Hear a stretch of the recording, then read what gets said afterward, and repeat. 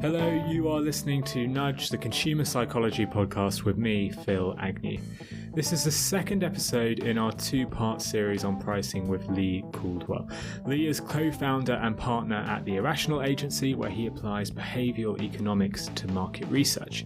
His book, The Psychology of Price, which I highly recommend, is a must-read for marketers looking to improve their pricing strategies.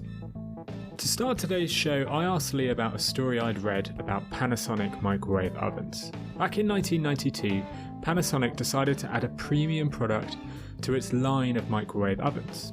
Two existing microwaves in the line were priced at $109 and $179. The new premium priced product was set at $199. Following the launch, Panasonic saw a huge shift in consumer behaviour, but not in the way that you might expect. You might think that consumers would shift from buying the middle option to the premium choice. After all, it only costs 10% more for a much better machine. But the opposite happened. Sales of the medium price $179 model jumped by 60%. What actually happened was consumers who previously bought the cheap model were now willing to pay $60 more on the mid-priced oven. I asked Leigh if he could explain the psychology behind this. The core idea of the Decoy Effect is that if you're selling two products, then they'll try and trade off the benefits and features and price of the two products. They'll try and figure out which one is better for them. And quite often the answer won't be clear. It may be that, one of them is a bigger pack, but it's more expensive, or one of them has perceived higher quality, but it's more expensive. So there's some kind of dilemma. The Decoy Effect is when you introduce a third product, and introducing that third one into the mix really changes everything. It changes our psychological process of evaluating the products. One example, which is not technically the Decoy Effect, but is the Goldilocks effect, is the idea that if I am selling two, let's use beer instead of wine. So I'm selling two different brands of beer. Let's say it's Carlsberg at £1.19 a can and San Miguel at £1.39 a can. There's a good chance that most people will go for the cheaper option, the £1.19. They'll think, well, there may be a slight difference, but it's not worth paying an extra 20p or an extra 15% for.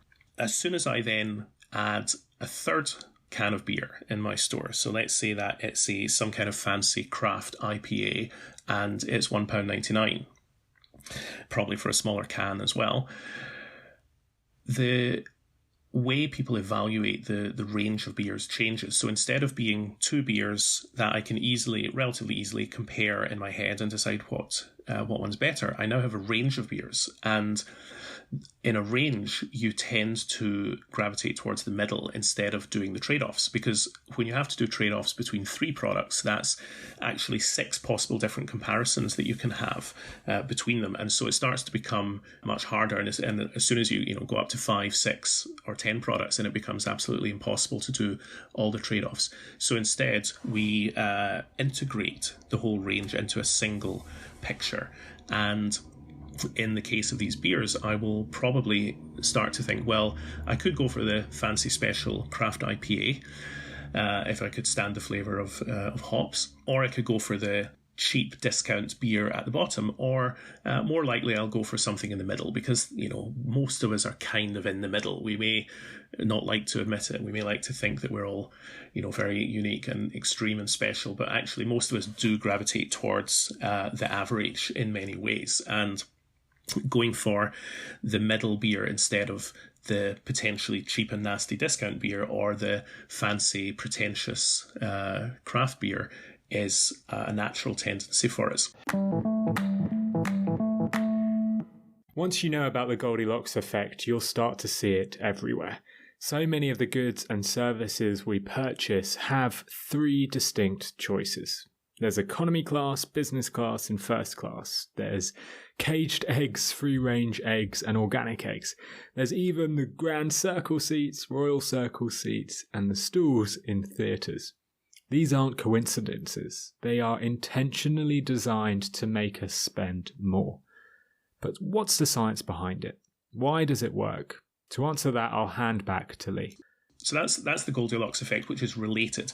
The original Decoy Effect is slightly different. And the Decoy Effect, let me give another example. Imagine that you are you're selling crisps in the supermarket or extruded corn snacks, as some of them are known. So you've got a sharing pack of Doritos Chili Heatwave that costs £1.79. And you've got a pack of own brand supermarket corn tortillas, spicy flavour for 99p. But if Doritos were to introduce a decoy product, so it's called a decoy because you're not meant to actually buy it. So let's say they introduce this decoy. So it's, instead of chili heatwave, it's let's say dust flavour. Now, chances are nobody probably wants to eat dust-flavoured tortilla chips, although some of the ones in the market seem to fit into that category. But the dust-flavoured ones are also priced at £1.79. So now what I'm doing is I can compare the own brand chips with the Doritos, and they're kind of like, neither of them is clearly better than the other. Each of them has its pros and cons. The supermarket one is cheaper, the branded one might be better. But when I compare the Doritos Chili Heatwave to the Doritos Dust Flavour, well, obviously the Chili Heatwave is better. I mean, nobody really wants to eat dust. So I have one product that's clearly definitively superior to the other. And then I have a third product that is debatably maybe superior, maybe not to each of the others. So when I've got one product that's objectively better than a third product, my mind naturally is attracted towards that one because it definitely wins one of the battles, one of the two-way battles between the products on the shelves. And so introducing the decoy, this dust-flavoured crisps, will likely bring something like half to 2/3 of the sales from that would have gone to the supermarket own brand towards the branded product. Now, there's a slight nuance between the Goldilocks effect and the decoy effect. With Goldilocks, you're attracting buyers simply because most of us like the middle option. Buyers take the most expensive option as an anchor and adjust down, which makes the middle option seem like a better deal. This is why Panasonic increased the sales of its mid-range microwave after introducing a premium option. The decoy effect is slightly different though. The decoy option should never be bought. Unlike organic eggs or first-class seats, the option shouldn't be desired. Instead, it's simply used to nudge people towards a more expensive choice. I asked Leigh for an example of the decoy effect in practice. One of the best known examples of this is from Dan Ariely, who uses the example of The Economist, where there was a subscription to the online-only edition for, I think, $59 a year, a subscription to the print-only for $125, and a subscription to print and online also for $125. So the decoy in this case was the print only because it's the same price as print plus online, and it's an inferior product because it doesn't include the online edition. And so you might think, well, why do they bother including it at all? No one's going to buy it. But it's because it influences people towards the more expensive print plus online edition, because that's the product that's most similar to the decoy and is definitively superior to the decoy. So it changes the pattern. And in his example, it shifted something like 40 to 50% of sales from the online only to the more expensive combined product. Dan Ariely's example is over 10 years old, but The Economist still uses a similar nudge today. Load up their subscription page on their website and you'll see two options now, digital and print. Now, you'd expect the digital plus print option to be more expensive because you're getting two things, but it's not. The introductory price for both options, digital or digital plus print, is just £12 for 12 weeks. That makes the digital and print option seem like a great deal. After all, you're getting print for no extra cost. The trick is it's just an introductory price. After 12 weeks, the digital and print option gets more expensive. But the decoy effect probably means most buyers won't even mind or even notice. We don't know how well this tactic works for the economists, but considering they're still using it 10 years on, it probably means that we can guess that it continues to deliver pretty good results. Now, this is great for someone selling a product to a brand new buyer. But what about firms trying to increase their prices without putting off existing buyers?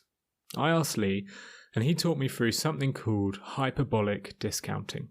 Yeah, hyperbolic discounting is a bit of a fancy name for the fact that we're all very short-sighted in metaphorical terms. We are focused on here and now, and we put a lot of weight on our current experience, so what we get now and what we pay now, and we neglect what we will get and pay in the future. So, classic example here is DFS sofas.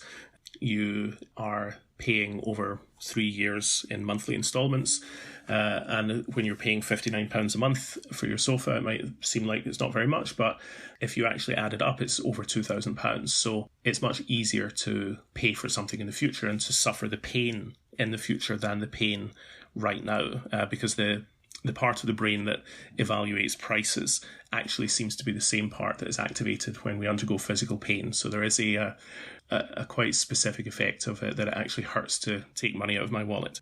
But yes, hyperbolic discounting allows, in some context especially, so for example, if you have a subscription model, it allows you to defer an increase in price. If I'm charging you £25 a month for your mobile phone and I want to sell you an upgrade, I could say, well, get this new phone and you will either pay £200 for the upgrade and keep the monthly price the same, or you can pay increase your monthly contract from £25 to £35.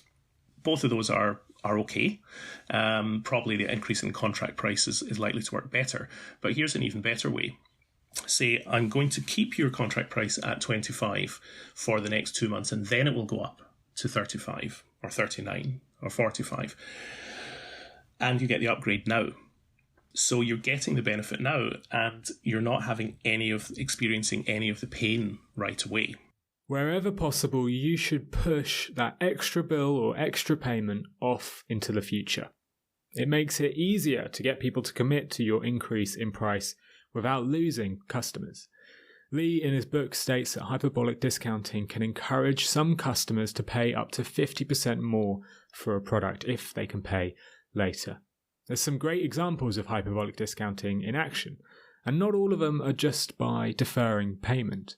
To encourage people on their online gaming platform Origin, EA, Electronic Arts, offer free access to several games. Now, at a glance, this seems like a great deal. Rather than pay £20 for a new game, let's say it's Sims, on my laptop, I can pay just £3 a month. £20 versus just £3 now. It seems like there's one great deal. As we all know, though, this model almost always benefits the seller and not the buyer. After a year, I would have spent £36 on my EA subscription, almost double what I would have spent on just buying Sims in the first place. Hyperbolic discounting is obviously helping EA in this example, but it's not the only nudge they're using. Leigh in his book talks through the power of free, the idea that we are always more likely to choose an option that has a freebie attached to it, simply because we love free things, essentially. I asked him to explain the power of free. The power of free is an interesting one. It does have a power.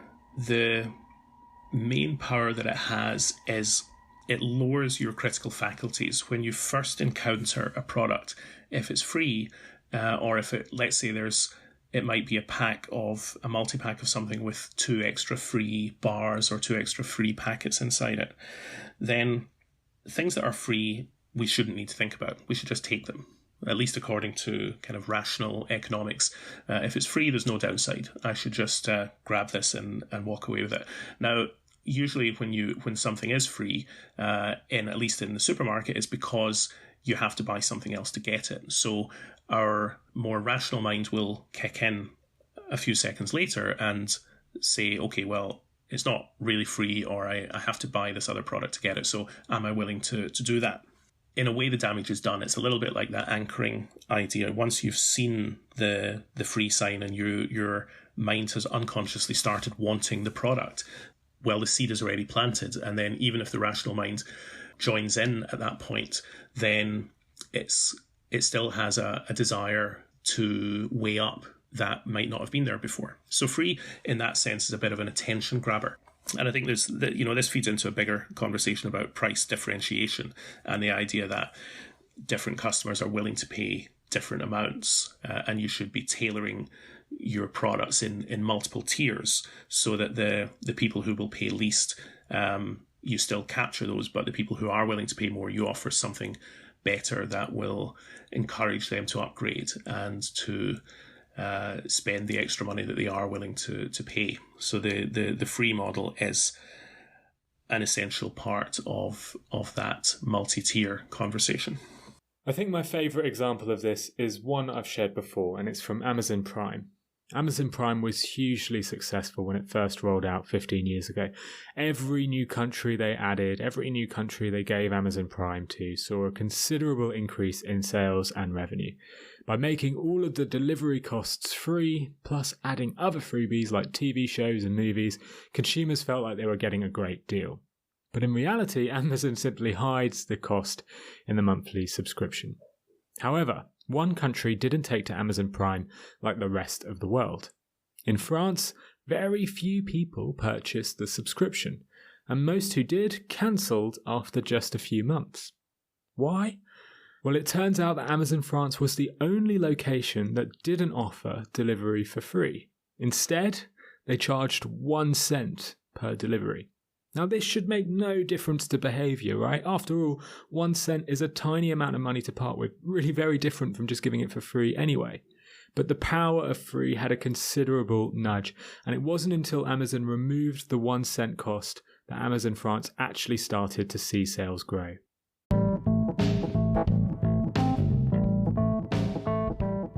In today's show, we've covered how the Decoy Effect can help you increase revenue, how hyperbolic discounting can remove the pain from a price increase, and why freebies really do work.